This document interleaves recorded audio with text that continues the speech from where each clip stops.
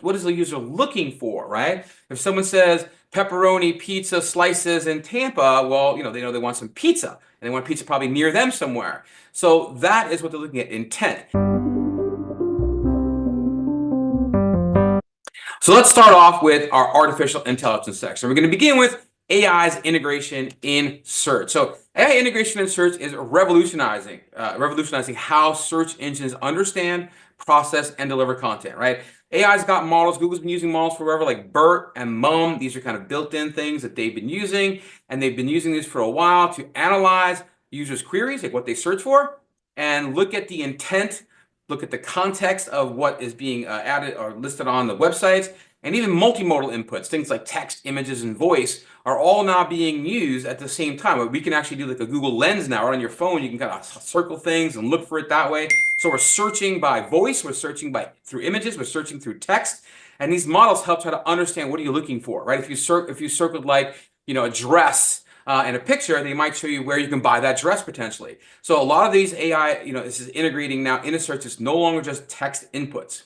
AI-powered tools are also out there helping businesses streamline tasks like keyword research, content creation, performance tracking, and it just helps you make smarter, faster SEO strategies. I know me and my team, we are really starting to integrate this into the day-to-day work that we do for clients, for everything basically. We're really kind of digging in and just going out to ChatGPTs and Geminis and so on to really kind of give us some additional help.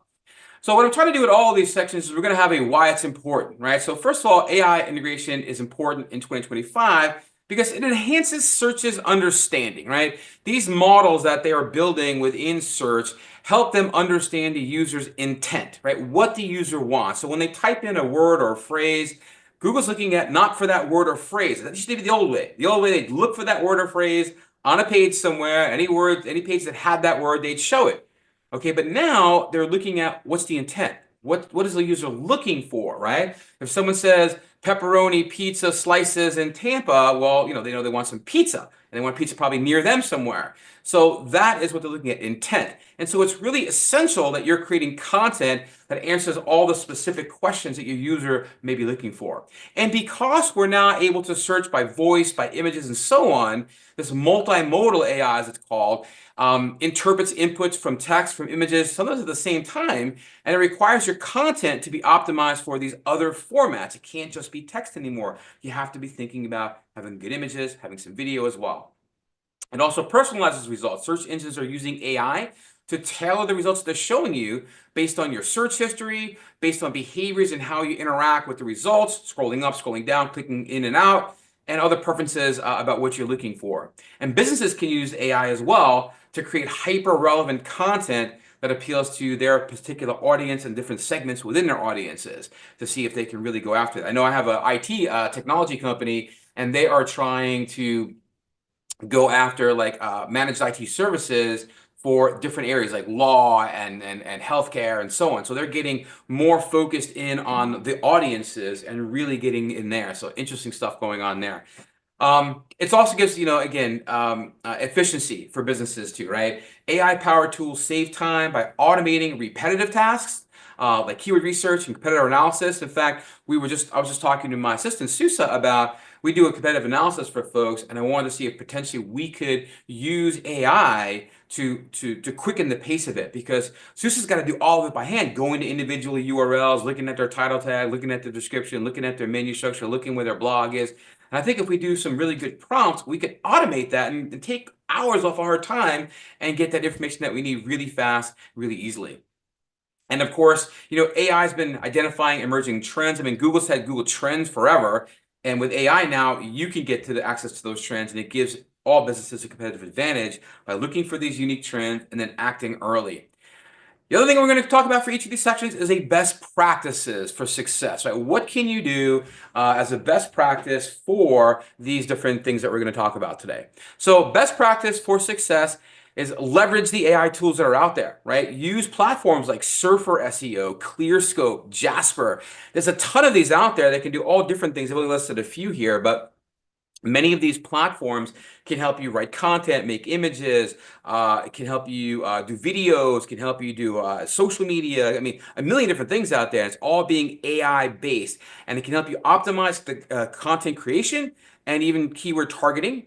And you can also incorporate tools that have built-in AI features. Tools like SEMrush, which I've been using forever, now have built-in AI tools in different parts to help you look at ways to improve your content, figure out what keywords you might be missing, and all sorts of other advanced data analysis and performance tracking. So almost all the tools now are really building in AI. I mean, Canva's got AI built in right now. I mean, I think MailChimp's got AI built in. Everything's sort of building AI in. I mean, even Google Business Profiles, you can go to for description.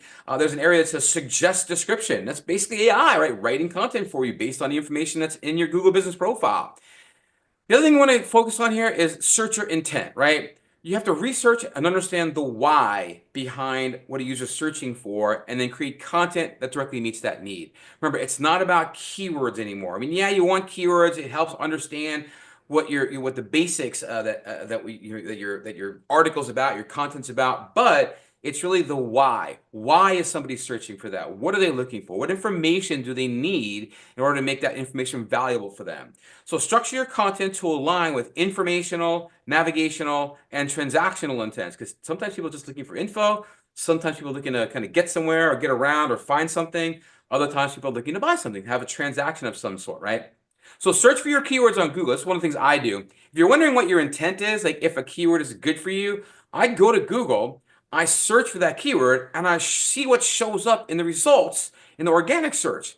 That helps me understand what Google thinks that user's intent was. So in other words, if you type in a keyword phrase into Google, best pepperoni pizza, and you see, let's see, a bunch of pages about how to make pepperoni pizza, as opposed to pizza places where you can go get some, well, then Google's kind of figured out from all the other people that have searched for that the intent when people search that is to find out how to make it, right? But if that's what you're trying to sell, something how to make the pizza, then that's great. But if all you see are pizza joints near you and not how to actually make one, well, then if you're trying to show people how to make one, you're likely not going to be there, because that keyword phrase that you've entered in, Google has said, well, no, that's not what people are looking for. It's not what their intent is when they search for that. So you always got to think about, what does my user want?